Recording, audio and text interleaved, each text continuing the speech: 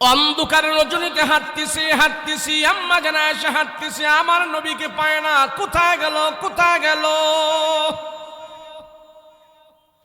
মা এসে মনে মনে ভাবতেছে আমার নবীজি আমার বিছানায় নাই, অন্য স্ত্রীর বিছানায় নাই, কোথায় গেল। হাঁটতে আম্মা জান আয়েশা জান্নাতুল বাকির দিকে যাইতেছে। ওই জান্নাতুল বাকির দিকে যাবার আগে, জান্নাতুল বাকির কাছে যাওয়ার সাথে সাথে আমার নবীজির জবানের আয়াতের তেলাওয়াত শুনতেছি। জান্নাতুল বাকিতে আমার নবীজি সেখানে আছে, কি যেন গুনগুন করে আমার নবীজি দোয়া করতেছি। আল্লাহর নবী রাহমাতুল লিল আলামিন নবীজি জান্নাতুল বাকিতে দাঁড়াইয়া সাহাবীদের জন্য দোয়া করতেছি, উম্মতের জন্য দোয়া করতেছি। এক পর্যায়ে আমার রাসূল বলতেছেন, আয় আল্লাহ, আমার স্ত্রী আয়েশাকে তুমি মাফ করে দিও, আমার স্ত্রী আয়েশাকে মাফ করে দিও। আর আয়েশা এই দোয়াগুলোর অন্ধকার রজনীতে যায় নিজের কানে নিজে শুনতেছি। হায় রে, আমার নবীজি আমার জন্য দোয়া করতেছি, আল্লাহর কাছে বলতেছে আমার আয়েশার জন্য দোয়া করতেছি। আম্মা জান আয়েশা চুপ করে দাঁড়ায় গেছে। আমি এখন যাব না, আমার নবী আমার জন্য দোয়া করতেছি, আমি যদি যাই দেখা হয় তাহলে দোয়া করা বন্ধ হয়ে যাবে, দোয়া করা বন্ধ করা যাবে না। তামাম দুনিয়ার মানুষের দোয়া আল্লাহ খালি ফেরত দিবে, আমার নবীর দোয়া আল্লাহ খালি ফেরত দিব না। আমার নবীর দোয়া আল্লাহর কাছে কবুল হয়ে গেছে। আমার আয়েশার জন্য আমার নবী দোয়া করতেছি, আমি আয়েশা অনেক ভাগ্যবান হয়ে গেছি, অনেক ভাগ্যবান হয়ে গেছে। মা আয়েশা রাদিয়াল্লাহু আনহা দেখলেন রাহমাতুল লিল আলামিন হাত উঠায় আয়েশার জন্য দোয়া করতেছে। আম্মা জান আয়েশা রাসূলের কাছে যায় না, আবার পিছনে ব্রেক করে ঘরে চলে আসলো। ঘরে চলে আয়েশা দরজা লাগায়া আম্মা জান আয়েশা বিছানার মধ্যে ঘুমায়া গেছি। নবীজি কিছুক্ষণ পরে আয়েশা দেখে ঘরের দরজা লাগানো, টাক টাক করে আওয়াজ দিয়েছে, আয়েশা দরজা খোলো, আয়েশা দরজা খোলো, আয়েশা দরজা খোলো। আম্মা জান আয়েশা ঘরের দরজা খুইলা আমার নবীকে বলতেছেন, আসেন আসেন। আমার রাহমাতুল লিল আলামিন মা আয়েশার চেহারার দিকে তাকায় দেখি কেমন যেন আয়েশা মুস্কি মুস্কি হাসতেছি, চেহারার মধ্যে হাসি, চেহারার মধ্যে আনন্দ। নবী জিজ্ঞাসা করে, আয়েশা ব্যাপার কি, এত গভীর রজনীতে তুমি কেন হাসতেছো, কারণটা কি, এই হাসির কারণ কি, এই হাসির রহস্য কি? আম্মা জান আয়েশাকে আমার নবী যত বলে আরো তত হাসতেছি, অত আনন্দ করতেছি। আল্লাহর নবী ডাক দিয়া বলে, আয়েশা তোমার চোখে মুখে চেহারা এত আনন্দ কেন, এত হাসি কেন? আমি নবী কি জানতে পারি কেন তোমার চোখে এত আনন্দ, কেন তোমার মনে কেন এত আনন্দ? আয়েশা তুমি আমাকে একটু বলো, দুনিয়ার কোনো মজা পাইছো কিনা, এত আনন্দ কেন? আম্মা জান আয়েশা ডাক দিয়া কয়, রাসূল গো, দুনিয়ার কোনো মজা পাই নাই, আজকে আমি এমন মজা পাইছি, এই মজা জীবনে কোনোদিন আর আমি পাই নাই। আল্লাহু আকবার। রাহমাতুল লিল আলামিন ডাক দিয়া বলে, ও আয়েশা কি মজা পেয়েছো বলো। আম্মা জান আয়েশা বলে, ইয়া রাসূলুল্লাহ, ইয়া হাবিবাল্লাহ, আজকে আমি যেই জিনিস পেয়েছি আমার জন্য যথেষ্ট, আমার জন্য যথেষ্ট, আমার জন্য যথেষ্ট। রাসূল বলে, আয়েশা কি পাইছো আজকে রাত্রে, তুমি কি পাইছো আমাকে বলো। আম্মা জান আয়েশা বলে, নবী গো, আমার নিজের কানে আমি নিজে শুনেছি, আমার নবী হাত উঠে আল্লাহর দরবারে আমার জন্য দোয়া করেছি, আল্লাহ যেন আমাকে কবুল করে নেয়। আমার দিলের ভিতরে 100% বিশ্বাস হয়ে গেছে আল্লাহ তামাম পৃথিবীর মানুষের দোয়া আল্লাহ খালি ফেরত দিতে পারে, আমার নবীর দোয়া আল্লাহ খালি ফেরত দিবে না। আয়েশার জন্য দোয়া করেছে আমার নবী, তাই আমার জন্য যথেষ্ট। আল্লাহ আমার মতো আয়েশাকে নবীর দোয়ার বদলতে কবুল করে নিয়েছি, আল্লাহ আমার গুনাহ মাফ করে দিয়েছে। আল্লাহর রাসূল বলেন, আয়েশা এর জন্য তুমি হাসতেছো, এর জন্য তুমি আনন্দ। আম্মা জান আয়েশা ডাক দিয়ে বলেন, ইয়া রাসূল রাসূল বরকতি হাত দিয়ে আমার জন্য দোয়া করছি, আর চাইতে আমার সৌভাগ্য আর কি হতে পারে? আমার জীবনের সবচেয়ে চাওয়া পাওয়া আমার রাসূল থেকে আমি পেয়ে গেছি। আমার রাসূল চোখের পানিগুলো ছেড়ে জারজার করে বলতেছেন, আয়েশা মাত্র এক রাতে তোমার জন্য আল্লাহর আদালতে আমি দোয়া করেছি, তাই তুমি এত খুশি? আয়েশা তুমি জানো না আমার গুনাহগার উম্মতের জন্য আমি নবীজি এই দোয়াটা দৈনন্দিন 5 বার নামাজ পড়ে পড়ে আমার উম্মতের নাজাতের জন্য দোয়া করতে থাকি। कौनाइन के मुख्तार नबी तुमको बनाया, उम्मत के निगहबान खुदा तुमको बनाया, उम्मत के निगहबान खुदा तुमको बनाया, कौनाइन के मुख्तार खुदा तुमको बनाया, कौनाइन की मुख्तार खुदा तुमको बनाया, उम्मत की निगहबान खुदा तुमको बनाया, उम्मत की निगहबान खुदा तुमको बनाया, मौला मेरा आका मेरा रहमत का नबी है, तजदार मदीना हमारा तुम अरबी ही, तजदार मदीना हमारा तुम अरबी ही, अशजार में रहते हैं नबूवत की शहादत, अशजार में रहते हैं नबूवत की शहादत, तस्दीक कमर में तू ही अंगुल के इशारात, तस्दीक कमर में तू ही अंगुल के इशारात। अल्लाहु अकबर।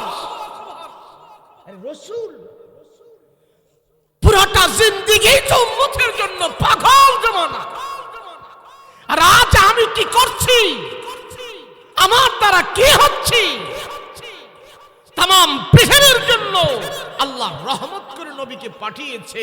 নবীকে যদি রহমত করে না পাঠাইতেন, নবী যদি রহমত না হইতেন, একটা কাফেরের বাচ্চাও এক ঢুক পানি পান করতে পারতো না। কথা বলেন ঠিক কিনা?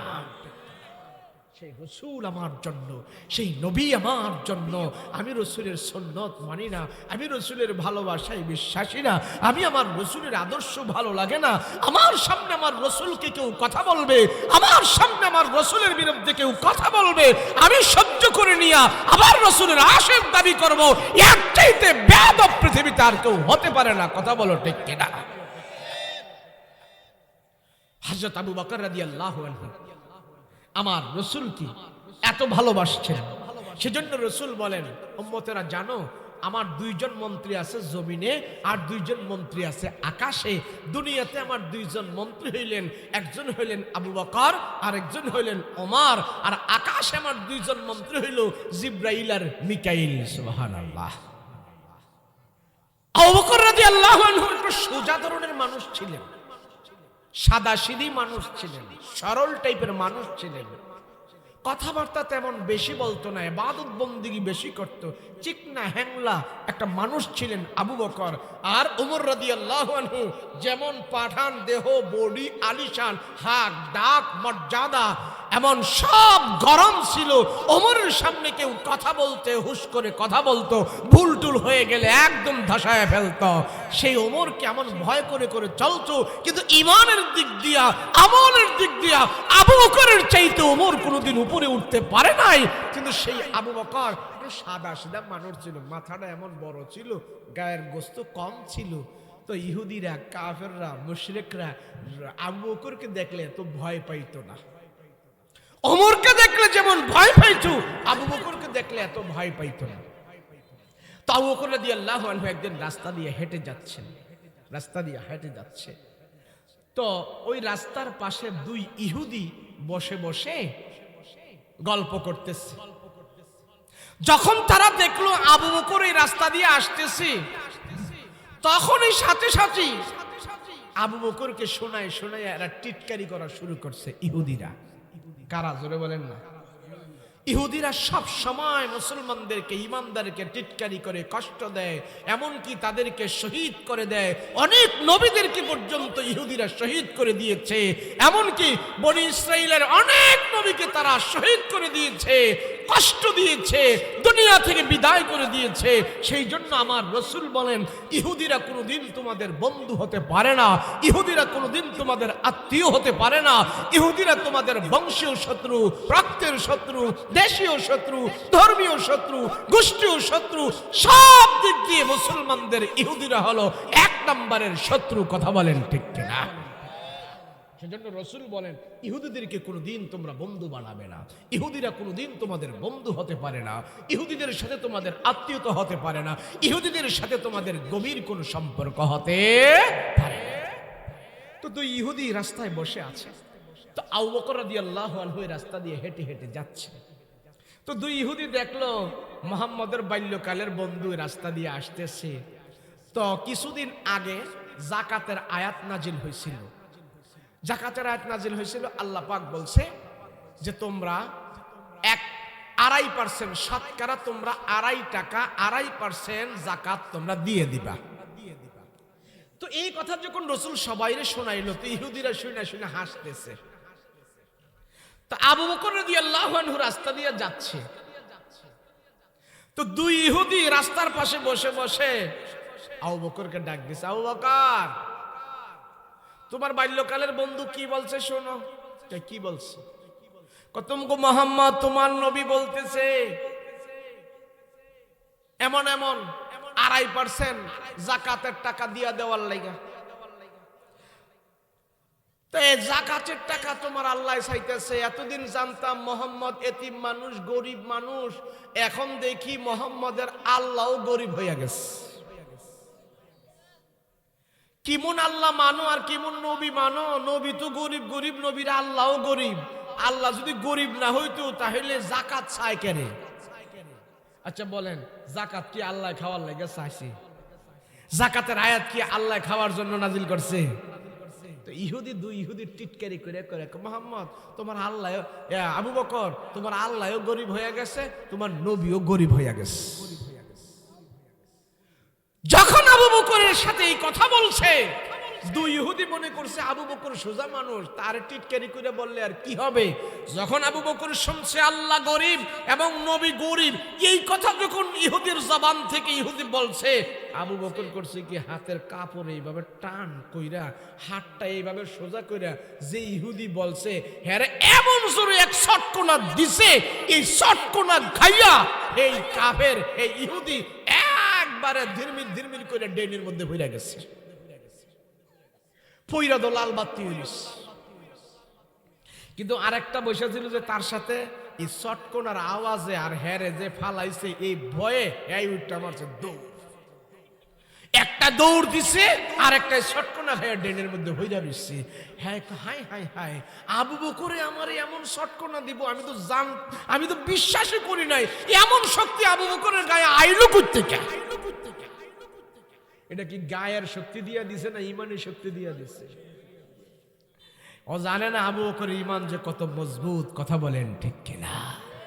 রাসূল বলেন, উম্মতেরা শোনো, সাহাবীরা শোনো, তাম পৃথিবীর মানুষের নেক আমল যদি এক পাল্লায় রাখা হয় আর আবু বকরের নেক আমল যদি এক পাল্লায় রাখা হয়, আল্লাহর কাছে আবু বকরের নেকের পাল্লাই ভারী হয়ে যায়।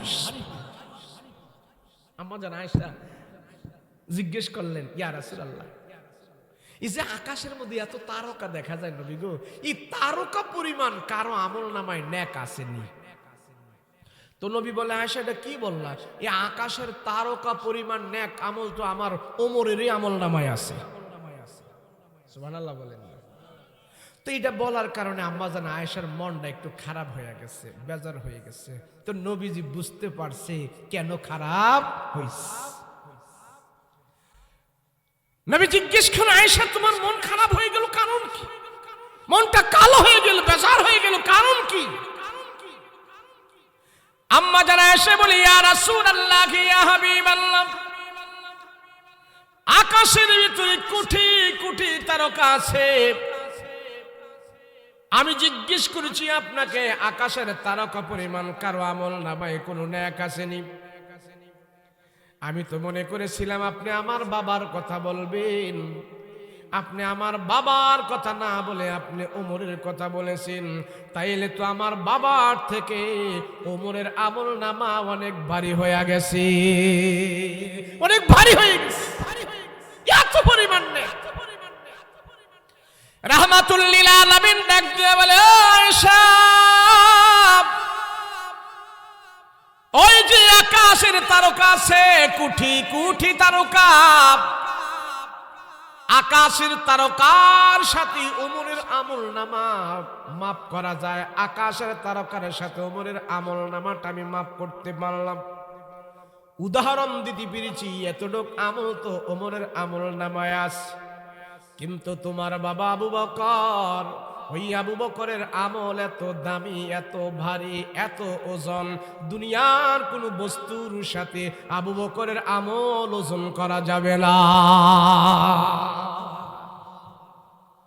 সেই আবু বকর রাদিয়াল্লাহু আনহু রাস্তা দিয়ে হেঁটে যান, আর ইহুদি বলে, আবু বকর, এতদিন জানতাম মোহাম্মদ গরিব, এখন জানি মোহাম্মদের আল্লাহ গরিব হয়ে গেছে।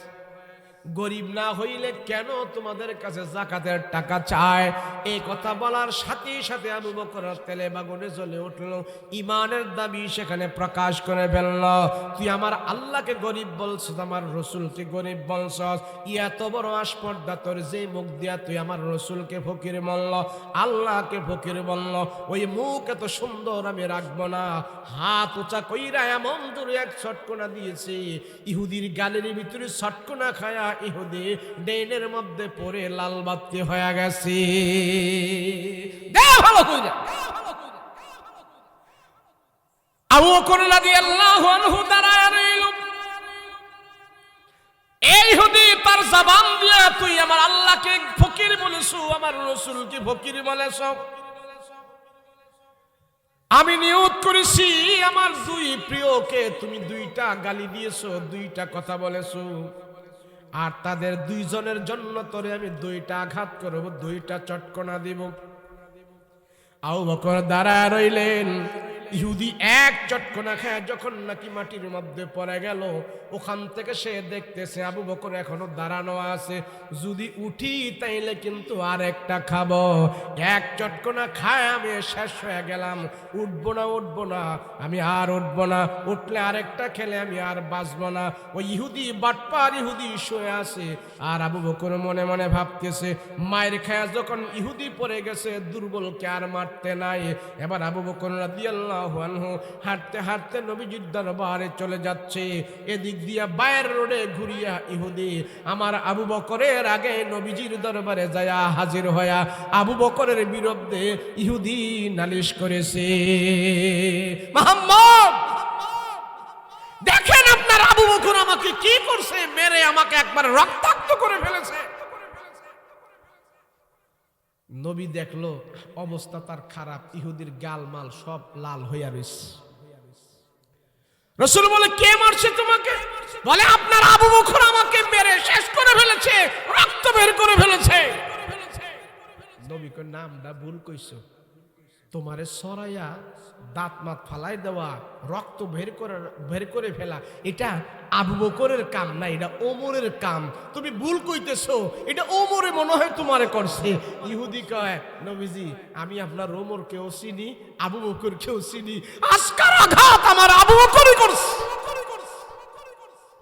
নবীজি বিশ্বাসই করতে পারে না, এমন জোরে শটকনা আবু বকর আবার দেয় কেমনে, যে বেটা নিজের গায়ের জব নিজে দিতে পারে না।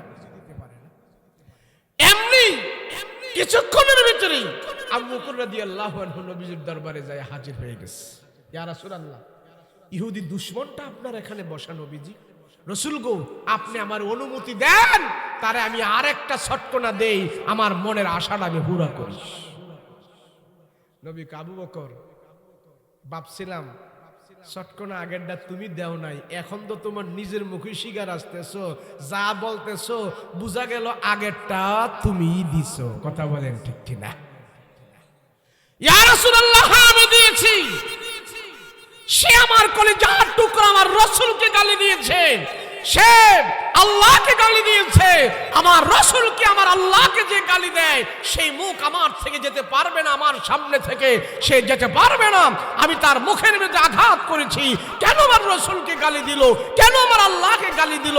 আমি সেখানে আমার ঈমানের দাবি প্রকাশ করেছি, আমি দাবি প্রকাশ করেছি, আমার ঈমান দিয়ে আমি তার আঘাত করেছি। আপনার আদালতে সে বিচার দিয়েছে, আপনার আদালতে যা বিচার হয় আমি আবু বকর মাথা পেতে মেনে নিতে রাজি আছি। তো নবী জিজ্ঞেস করে, এই ইহুদি, এই তুমি বলতেছো কিছু বলো নাই, আর আবু বকর বলতেছে তুমি নাকি আল্লাহকে গালি দিছো, রাসূলকে গালি দিছো, তুমি কেন গালি দিলা? কেন?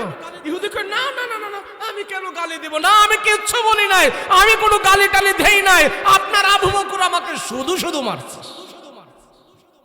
নাউজুবিল্লাহ বলেন না, মানে ডাইরেক্ট জায়গায় মিথ্যা কথা। আবু বকরকে বলে, আবু বকর তুমি কি তারে মারছো? যে হ্যাঁ মারছি। বলে কেন মারছো? সে আল্লাহ এবং রাসূলকে ফকির বলছে, গালি দিছে, সেই জন্য মারছি। ইহুদি কয়, না না, আমি কোনো গালি দেই নাই।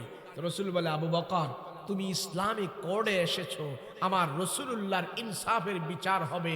কে সাহাবী কে ইহুদি আমি নবী সেটা দেখব না, আমি রাসূল ইনসাফের বাটখারা দিয়ে বিচার করব। তুমি তাকে যেহেতু চটকনা দিয়েছো, এটার প্রমাণ তুমি নিজেই সাক্ষী। আর সে যে গালি দেয় নাই, তোমার কোনো প্রমাণ আছে গালি যে দাও নাই? বলে হ্যাঁ, আমার আরেক ইহুদি ভাই আছে। তো ওই ইহুদি ভাইরে ডাইকে আনছে। ইহুদি ভাই তো আর ইহুদির পক্ষেই কথা কইব, আবু বকরের পক্ষে তো আর কথা কইব না। ইহুদি কয়, না আমরা দুজন বসা ছিলাম, ও কোনো গালি টালি দেয় না, আপনার আবু বকর শুধু শুধু মারছে। তো রাসূল বলে, আবু বকর তোমার পক্ষে কোনো সাক্ষী পাওয়া যায় নাই, সাক্ষী পাওয়া গেছে ইহুদির পক্ষে। আবু বকর তুমি যেমন তারে আঘাত করেছো, দুনিয়া থেকেই এই আঘাতের মিটমাট হয়ে যাক, আখিরাতে যেন তোমার কোনো গুনাহ না থাকে, আল্লাহর আদালতে যেন তোমার জবাবদিহি না করতে হয়। আবু বকর তোমার পক্ষে তো কোনো সাক্ষী পাওয়া গেছে না, ইহুদির পক্ষে তো সাক্ষী পাওয়া গেছে। তুমি তারা যেমন আঘাত করেছো, ইসলামের বিধান হইল দাঁতের বদলা দাঁত, হাতের বদলা হাত, জানের বদলা জান, মাথার বদলা মাথা, চোখের বদলা চোখ। তুমি তারা চটকনা দিয়েছো, আঘাত করেছো, তোমারও সে একটা আঘাত দিয়া, তোমারও একটা চটকনা দিয়া আমার রাসূলের দরবারে বিচার মিটমাট ডিসমাট করে দিব, দুনিয়াতেই সবার অপরাধ ক্ষমা হয়ে যাবে। আবু বকর বলে, ইয়া রাসূলুল্লাহ আপনি সাক্ষীর অভাবে যা বিচার আমার উপরে করেন আমি তাই মেনে নিব, কিন্তু আমি বলতেছি আমার নিজের কানে শুনেছি ইহুদি আপনাকে গরিব বলেছে, ফকির বলেছে, আল্লাহকে ফকির বলেছে। আমি শুনেছি সত্য, তাকে আঘাত করেছি সত্য। সাক্ষী যদি না থাকে আপনি আমারে যা বিচার করেন তাতে কোনো অসুবিধা নাই, আমি আপনার বিচার গ্রহণ করে নেব। সুবহানাল্লাহ। তো রাসূল আবু বকরের পক্ষে বিপক্ষে রায় দিব। ইহুদি বলতেছে, ইহুদি দাঁড়াও, তোমারে যেমন আঘাত করছে তারও তুমি আঘাত করে দাও।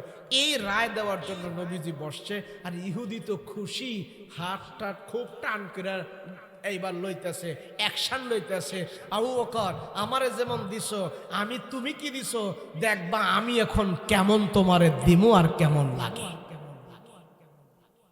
আবু বকরের পক্ষে সাক্ষী নাই, আবু বকরের মিথ্যা কথা বলতেছে। নাউজুবিল্লাহ। আবু বকর এমন একজন মানুষ ছিলেন, ইসলাম গ্রহণ করার আগেও আবু বকরের জবান দিয়ে কোনোদিন মিথ্যা কথা বের হয় নাই। সুবহানাল্লাহ। এবার নবীজি যখন রায় দিব, এমন মুহূর্তে দেখতেছে রাসূল উপর থেকে গটগট গটগট গটগট করে জিবরাইল আমিন আবু বকরের পক্ষে সাক্ষী হইয়া আল্লাহর পক্ষ থেকে কোরআনের একটা আয়াত নিয়ে হাজির হয়ে গেছে। এই আয়াত ভরা মজলিসে আবু বকরের শানে জিবরাইল আমিন রাসূলের কাছে আয়াত নিয়ে হাজির।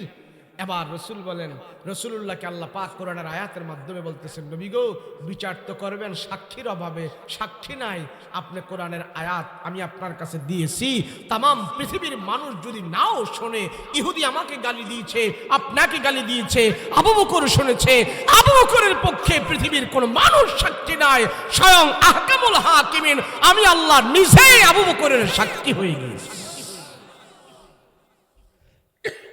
আশিক রাসূল, তোমার জন্য আল্লাহ নিজেই সব কিছু কিছুর ফয়সালা করে দিবে। রাসূলকে যদি তুমি দিল থেকে ভালোবাসো, রাসূলুল্লাহর মহব্বত নিয়ে যদি তুমি যেই কোনো কাজ করো, রাসূলুল্লাহর ভালোবাসা যদি তোমার দিলে থাকে, তোমার সমস্ত কাজের ভিতরে আল্লাহ বরকত দান করে দিবে। আয়াত নিয়ে হাজির। লাকাদ সামিআল্লাহু কাওলাল্লাযীনা ক্বালু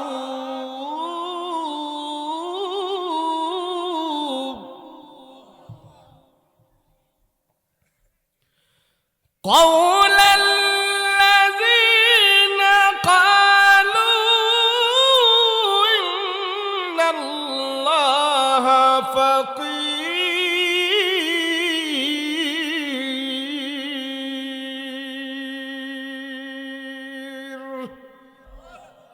এই আয়াত নাজিল হয়ে গেছে। নবী গো, লাকাদ সামিআল্লাহ, অবশ্যই অবশ্যই অবশ্যই আল্লাহ কইতেছে, তাকিদ করে কইতেছে,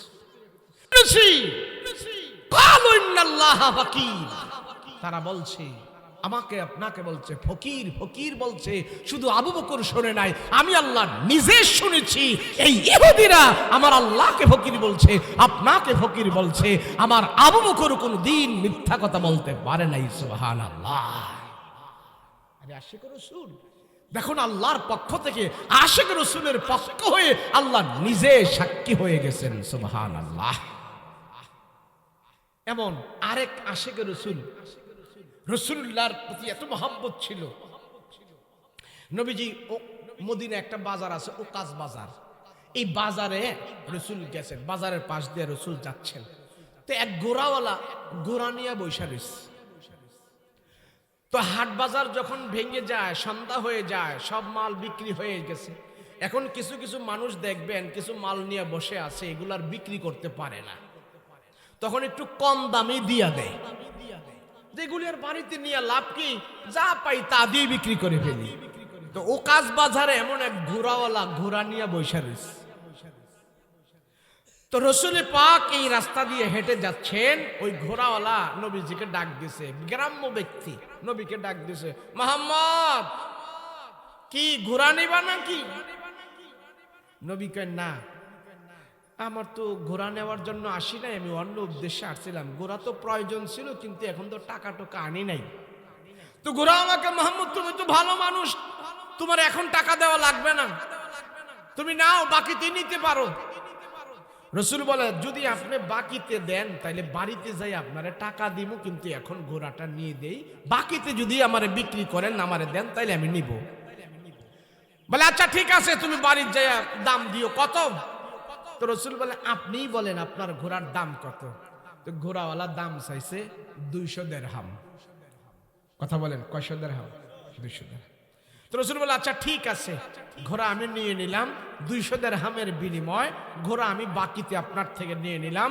আমার সাথে এখন বাড়িতে যাবেন, বাড়িতে যেয়ে আপনাকে 200 দিরহাম পরিশোধ করে দেব। আচ্ছা ঠিক আছে। তো ঘোড়াওয়ালা হাঁটতেছে, নবীজিও হাঁটতেছে, হাঁটতেছে, রাস্তা দিয়ে হাঁটতেছে, ঘোড়া নিয়ে যাইতেছে। আমরা কুরবানির টাইমে গরু হাট বাজার থেকে কিনলে রাস্তা দিয়ে গেলে মানুষের জিগায় না, গরু কত? কথা কয় না, জিগায় না আপনাদের দেশে? এমনি একটা গরু নিয়ে যদি যান হাটের দিন, মানুষের জিজ্ঞেস করতে, গরু কি কিনছেন না বিক্রি করবেন? গরু কত জিজ্ঞেস করে কিনা? তো নবীজিও যাইতেছে, ঘোড়াওয়ালা যাইতেছে, তো রাস্তা দিয়ে যাচ্ছে।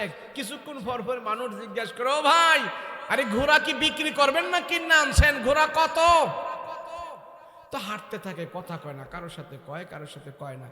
যখন বারবার জিজ্ঞেস করতেছে মানুষ, এই ঘোড়াওয়ালা, ঘোড়া কত? মনে মনে চিন্তা করতেছে, ব্যাপার কি, আমার ঘোড়া দিয়ে সবাই জিজ্ঞেস করে কত, কেমনে কি, মনে হয় আমার ঘোড়াটা চাহিদা আছে। এখন ঘোড়াওয়ালা কয়, আরেকটু সামনে যাওয়ার পরে একজন জিজ্ঞেস করলে, ভাই আপনি ঘোড়া কি বিক্রি করবেন? ঘোড়া কত? তো বেদুইন তো গ্রাম্য লোক, হ্যাঁ চিন্তা করলো, দেহি এর সাথে বইলে আমার ঘোড়াটার দাম আছে কেমন। হ্যাঁ ঘোড়া বিক্রি করব। তো লোকটা জিজ্ঞেস করে, কত ঘোড়া, কত বিক্রি করবেন? না আপনিই বলেন কতটা কিনবেন বলেন। তো ওই লোকে কইল, আপনার ঘোড়াটা যদি বিক্রি করেন তো আমি 400 দিরহাম দেব। কয়শো দিরহাম? লোক দুঃখ চিন্তা করতেছে, ব্যাপার হাই হাই, মোহাম্মদের কাছে বাকিতে বিক্রি করছে 200 দিরহাম, আর এই লোকে দিয়ে আমার 400 দিরহাম কয়, নগদ 200 দিরহাম লাভ। হ্যাঁ চিন্তা করতেছে, হাই হাই, মোহাম্মদের কাছে 200 দিরহামে ঠকে গেলাম। এখন ওই লোকে ঘোড়াওয়ালা জিজ্ঞেস করে, ভাই আপনি ঘোড়া নিবেন? বলে হ্যাঁ নিব। নগদ? হ্যাঁ নগদ টাকা দিব। এরপরে নগদ টাকা দিয়া যদি নেন তাহলে আমাকে 400 দিরহাম দিলে আমি ঘোড়া দিয়া দিব। ওই লোক নবীজিরে রাইখাই ঘোড়াওয়ালার সে দরদাম করতেছে ঘোড়া বিক্রি করার জন্য। যখন টাকা টোকা নিয়ে ফেলবো, নবীজি ঘপ করে ঘোড়ার লাগাম ধরছে। এই বেদুইন, এই হুদি, তুমি তো ঘোড়া আমার কাছে বাকিতে বিক্রি করেছো, এখন তুমি আবার আমাকে রেখে আমার ঘোড়া আবার তুমি বিক্রি করে ফেলতেছো আমার তে নাচ দিগায়া, কারণটা কি? মোহাম্মদ এত কথাবার্তা বুঝি না, আপনি কি ঘোড়া নিবেন? হ্যাঁ নিব। নিলে এখন আপনি 200 দিরহাম দেন। সে বুঝছে যে নবীজি তো 200 দিরহাম এখন দিতে পারবো না, তার কাছে টাকা নাই। মোহাম্মদ তুমি ঘোড়া নিবা?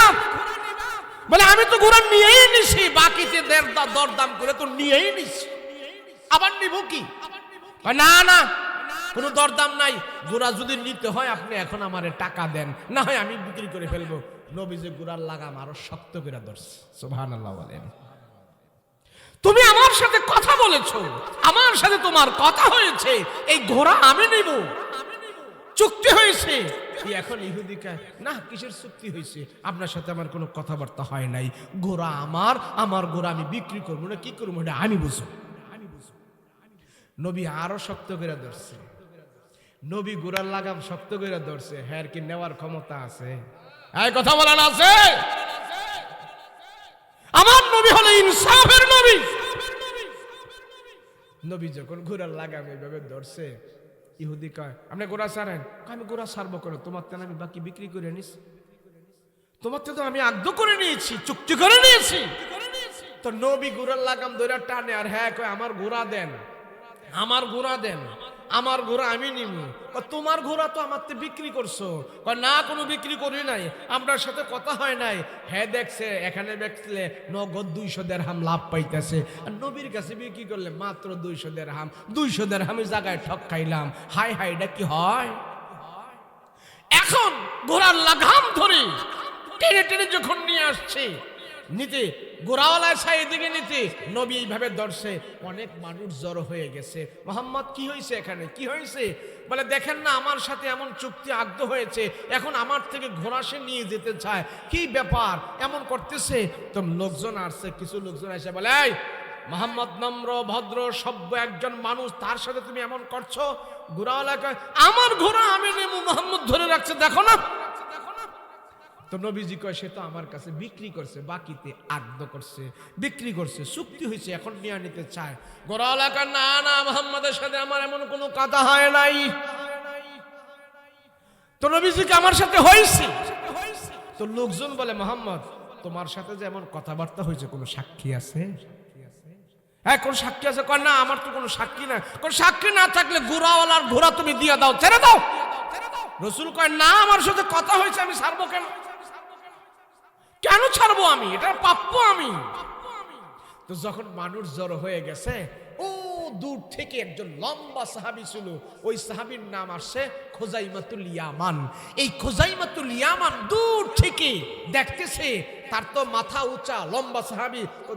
আপনারা যারা হজ করতে গেছেন, জান্নাতুল বাকিতে ঢুকার সময় একটা কবর দেখবেন, বিশাল বড় কবর, বড় কবর। এই বড় কবরটাই খুজাইমাতুল ইয়ামানের কবর। রসুলকে যে এইভাবে ঘিরে দিয়া রাখছে, সে তো লম্বা, দূর থেকেই দেখছে আমার রসুল সেখানে, আর চতুর্দিকটা ঘেরাও করে রাখছে।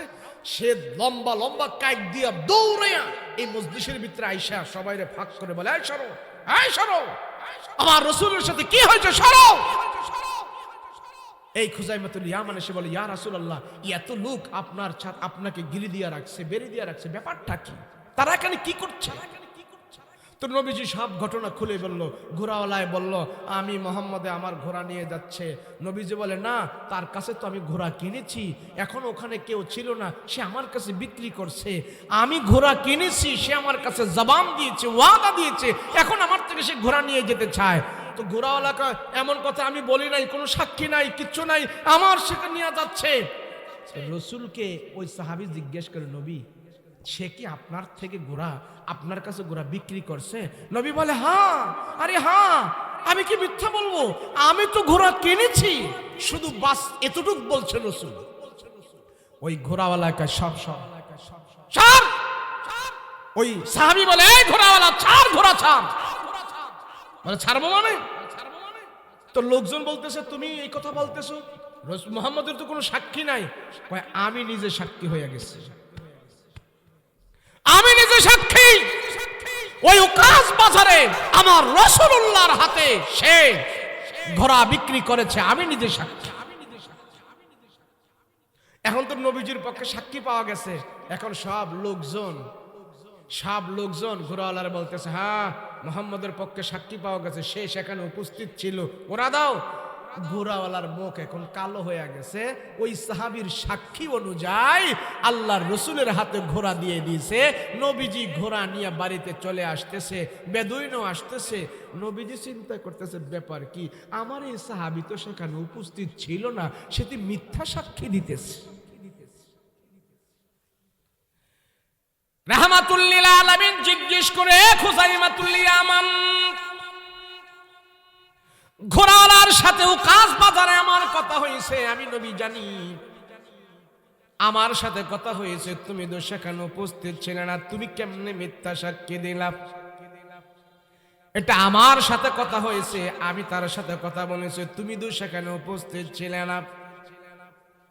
খুযাইমাতুল ইয়ামান ডাক দিয়া বলে, ওগো নবীজি, আপনার জবানের কথার চাইতে পৃথিবীর বুকে আর কোন বড় দলিল আছে এমন মনে হয় না আমার কাছে। ইয়া রাসূলুল্লাহ, ইয়া হাবিবাল্লাহ, রাহমাতুল লিল আলামিন, নবী আমার রাসূল উকাস বাজারে আপনার সাথে ঘোড়াওয়ালার কথা হয়েছে, আপনার জবান দিয়া বলতেছেন। নবী গো, আপনার জবানের কথার চাইতে বড় সাক্ষী আর কে হতে পারে? ইয়া রাসূলুল্লাহ, ইয়া হাবিবাল্লাহ, এই জবান দিয়েই তো আপনি আমাদেরকে এক আল্লাহর কথা বলেছেন, তাওহীদের দাওয়াত আমাদেরকে দিয়েছেন। আমরা আল্লাহ দেখি না, আপনার জবানের কথা আমরা বিশ্বাস করে নিয়েছি। আপনি বলেছেন কবরের মধ্যে আযাব হবে, আমরা কবরের আযাব দেখি নাই, আপনার কথায় আমরা কবরের আযাব বিশ্বাস করে নিয়েছি। রাসূল গো, আপনি বলেছেন জাহান্নামের আযাব হবে, জাহান্নামের আযাব আমরা দেখি নাই, আপনার কথায় আমরা জাহান্নামের আযাব বিশ্বাস করে নিয়েছি। আপনার এই জবানের কথায় তো আমরা ভূত পূজা ছেড়ে দিয়া আল্লাহর পূজা করি। আপনার এই জবানের কথা শুনিয়া জান্নাত আমরা বিশ্বাস করি, জাহান্নাম আমরা বিশ্বাস করি। আপনার এই জবানের কথা শুনিয়া সাত জমিনের নিচে কি আছে আমরা মানি, সাত আসমানের উপরে কি আছে আমরা মানি। আর আপনার এই জবান দিয়ে আপনি বলতেছেন উকাস নামক বাজারে আপনার সাথে তার কথা হয়েছে, আমি এতটুকু কথা বিশ্বাস করব না, এমন ঈমান আপনার প্রতি আমি আনি নাই। আল্লাহু আকবার। এই মুহূর্তে যখন নাকি আমার রাসূলুল্লাহর পক্ষে খুযাইমাতুল ইয়ামান সাক্ষী দিয়েছে, আল্লাহ পাক কোরআনে কারীমের ভিতরে খুযাইমাতুল ইয়ামান সম্পর্কে একটা আয়াত নাজিল করে দিয়া বলে, হে পয়গম্বর, এই খুযাইমাতুল ইয়ামান যতদিন দুনিয়ার জমিনে বেঁচে থাকবে, সে যদি কোনো কাজের সাক্ষী দেয়, সে যদি কারো পক্ষে সাক্ষী দেয়, রাসূল গো এমন ভাবে আপনারে সে ভালোবাসে, এমন ভাবে আপনারে সে মহব্বত করেছে, আপনার জবানের কথাটাকেই বড় সাক্ষী মনে করে নিয়েছে। আর আমি আল্লাহ এই আশিক রাসূলের দাম দুনিয়াতে এত সম্মান করে দিয়েছি, সে যদি কোনো পক্ষে সাক্ষী দেয়, খুযাইমাতুল ইয়ামানের একজনের সাক্ষী আমি আল্লাহ তাআলা দুইজনের সাক্ষী হিসাবে গ্রহণ করে নেব। এটা হলো রাসূলুল্লাহর আশিকদের প্রতি আল্লাহর পক্ষ থেকে এত ভালোবাসা, এত মহব্বত। সত্যি আল্লাহর রাসূলের প্রতি এত ভালোবাসা মহব্বত দেখার পর এই মহব্বতের সার্টিফিকেট, এই ভালোবাসার সার্টিফিকেট আল্লাহর পক্ষ থেকে আল্লাহ কবুল করে নিয়ে বলেছে খুজাইমাতুল ইয়ামান এখন থেকে সাক্ষী দিলে তার একজনের সাক্ষী দুইজনের সাক্ষীর মতো আমি আল্লাহ তাআলা গ্রহণ করে নিব। সুবহানাল্লাহ। তাহলে আমাদের রাসূলকে আমরা কিছু কিছু ভালোবাসবো নাকি সম্পূর্ণ সব দিক থেকে ভালোবাসবো? কথা বলেন ঠিক কিনা? আমাদের ঘরে বাহিরে, রোডে, সংসদে, বাজারে, এখানে সেখানে, চাকরি বাকরি, ব্যবসা বাণিজ্য, সব জায়গায় আমার কাছে আমার নবী হলেন সবচেয়ে বেশি দামি। কথা বলেন ঠিক কিনা? কথা বলেন ঠিক কিনা? পৃথিবীর সবচেয়ে, কাবার পরে সবচেয়ে পৃথিবীর সবচেয়ে দামি জায়গা হলো সোনার মদিনা। কথা বলেন ঠিক কিনা? আমার রাসূল যেখানে শুয়ে আছে সেই জায়গা হলো সবচেয়ে বেশি দামি, পৃথিবীর বুকে সবচেয়ে বেশি দামি সেই জায়গাটাকে আমার রাসূল জান্নাতের অংশ হিসেবে গ্রহণ করেছে। রিয়াজুল জান্নাহ বলা হয়েছে। রাসূলুল্লাহর রওজার পাশে একটা জায়গা আছে, এটাকে জান্নাতের টুকরা। আমার আল্লাহ আমার রাসূলকে জানাই দিয়েছেন এই জায়গাটা হলো জান্নাতের টুকরা। দুনিয়াতে জান্নাতের টুকরা হয়েছেন, জান্নাতের জায়গা হয়েছেন আমার রাসূলের কারণে। কথা বলেন ঠিক কিনা? কখন আসবে? কখন আসবে? না না না না, এইভাবে না, এভাবে না। হ্যাঁ না, হুজুর আসলে, না হুজুর আসলে নিয়ে আসেন না, নিয়ে আসেন। হ্যাঁ, সবার তো সময়, একজনের সময় যদি আরেকজন নষ্ট করি এটা ঠিক হয় না, এটা আপনারা বুঝবেন না।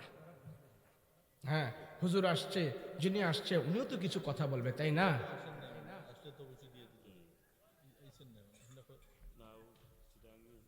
চিটাঙ্গে হুজুর আসছে না, হুজুর নিয়ে আসেন, স্টেজে নিয়ে আসেন, কোনো সমস্যা। আমি আবার আগামীকালকে আমার মাহফিল হচ্ছে সেই বাগেরহাট। আমি এখান থেকে ঢাকা যেতে হবে। ঢাকা থেকে এরপরে আমি কখন যাই, আসার সময় প্রায় 8 ঘন্টার মতো লেগে গেছে যানজটের কারণে। যাওয়ার টাইমে যদি এরম লাগে, গিয়া ঘুমাবো কখন, মাহফিল করব কখন, সেজন্য সব দিকই দেখতে হয়। আল্লাহ আমাদের সবাইকে কবুল করেন, বলেন আমিন। আল্লাহ আমাদের ভিতরে রাসূলুল্লাহর প্রেম মহব্বত, আমার রাসূলের সুন্নত, আমার রাসূলের আদর্শ, আমার রাসূলের কার্যক্রম সব কিছু যেন আমার কাছে, টাকা পয়সা ক্ষমতা লোভ লালসা সব কিছু থেকে যেন আমার রাসূলুল্লাহর আদর্শ আমার কাছে বড় মনে হয়। কথা বলেন ঠিক কিনা?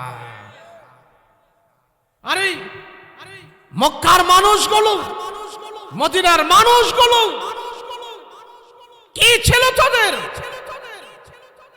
জাহালাত প্রবেশ করতে করতে করতে করতে এমন এক অবস্থা হয়েছিল তাদের, এক আল্লাহর জায়গায় তারা 360 খোদায় বিশ্বাসী হয়ে গিয়েছিল। কথা বলেন ঠিক কিনা? এমনকি খানায় কাবার ভিতরে পর্যন্ত তারা মূর্তি ঢুকিয়েছিল।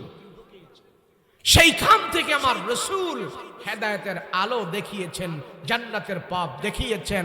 এমনকি এই জাহেলের সমাজে আমার রাসূল 40টা বছর সেখানে অতিবাহিত করেছে। আবু জাহেলদের সমাজে নবীজি 40 বছর জীবন যাপন করেছে।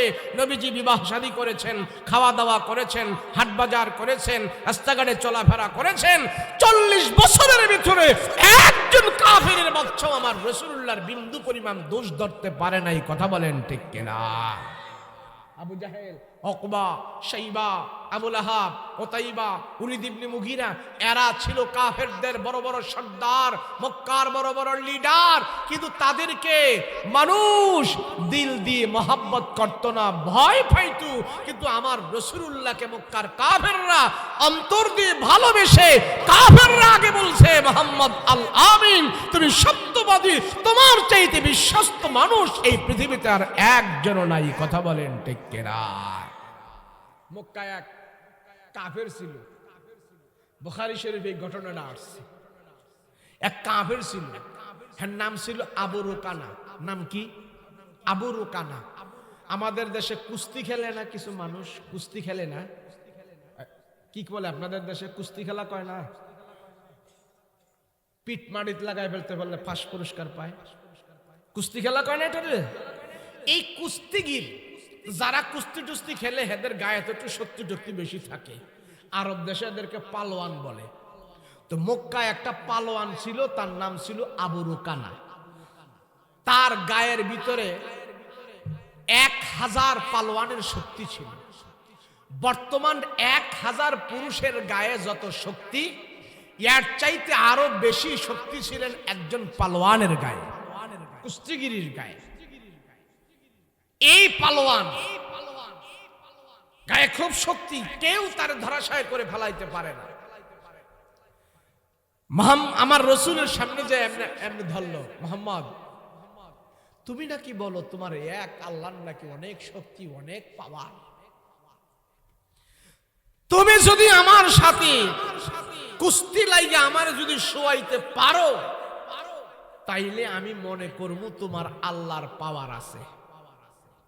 নাউজুবিল্লাহ কন্যা, যদি তুমি আমার শোয়াইতে পারো। তো নবী বলে, আরে দেখো, আমি তো মানুষের সাথে কুস্তি লাগার জন্য দুনিয়াতে আসি নাই। তো সে চিন্তা করতেছে আমার গায়ে এত শক্তি, মোহাম্মদ আমার সাথে পারবো না, আমি ধরাশায়ী করে মোহাম্মদের শোয়ায় ফেলবো আর সব মানুষের বলবো দেখো আমার চেয়ে মোহাম্মদের আল্লাহর শক্তি বেশি না। যদি মোহাম্মদের আল্লাহর শক্তি বেশি হইতো তাহলে আমি কেমনি মোহাম্মদের শোয়াই দিলাম। এই চিন্তা করে সে কয়, মোহাম্মদ তুমি আমার সাথে কুস্তি লাগতে হবে, কুস্তি লাগতে হবে। যদি তুমি আমারে ধরাশায়ী করে শোয়াইতে পারো, তাইলে আমি মনে করবো তোমার আল্লাহর শক্তি বেশি, নাইলে আমার শক্তি বেশি। তো রাসূল ওয়াদা নি তারে জানাজার নামাজ পড়ায় কবরস্থ করলেন। দিন যায়, মাস যায়, বছর যায়, কিন্তু বাবার পাওনা পরিশোধ করতে পারে না। যে পরিমাণে গাছের খেজুর আছে তার চাইতে আরো বেশি পাওনা আছে। এবার বোনদেরকে নিয়ে পরামর্শ করল, ও বোন, আমরা মানুষের বাড়িতে কাজ কাম করে খাবো, তারপর বাবাকে কবরের ভিতরে রেখে আমরা ঋণের বোঝা রাখবো না। রাসূলুল্লাহকে দাওয়াত দিয়ে এনে আমরা সবার ঋণ পরিশোধ করে দেব। গাছের সব খেজুর গুলো ফিরে স্তূপ দিল। সকালবেলা আমার পয়গম্বরকে যা জানাইল, ইয়া রাসূলুল্লাহ, আমার বাবার ঋণ পরিশোধ করার জন্য আমরা এমক ধার্য করেছি, এমন নির্ধারণ করেছে। নবীজি বলল, ঠিক আছে, তোমাদের পাওনাদারকে তুমি আসতে বলো। আগামীকালকে ডেট দিয়েছে পাওনাদারদেরকে আসার জন্য। রাসূল বলে, আমি সেখানে থাকবো, থেকে থেকে তোমার বাবার পাওনা খেজুর দিয়ে আমি পুরা করব। রাহমাতুল লিল আলামিন সকালবেলা এসে বলেন, তোমার গাছের খেজুরগুলো কোথায়? তোমার বাবার ঋণ দেওয়ার জন্য তুমি যে গাছের খেজুরগুলো ব্যবস্থা করেছো। আল্লাহর নবীকে যা দেখাইলেন, ইয়া রাসূলুল্লাহ, এই হলো বাগানের খেজুরগুলো, এখানে প্রস্তুত দিয়েছি, এই খেজুরগুলো দিয়া বাবার পাওনা পরিশোধ করার জন্য সিদ্ধান্ত নিয়েছি। বলে, তোমার পাওনাদারেরা আসছে কিনা? বলে, সব পাওনাদার এখন রেডি হয়ে আছে, সবার ঋণ পরিশোধ করবো খেজুর দিয়া। আল্লাহর নবী রাহমাতুল লিল আলামিন খেজুরের স্তূপের উপরে যায় নবীজি আসন করে বসে গেল আর বলে,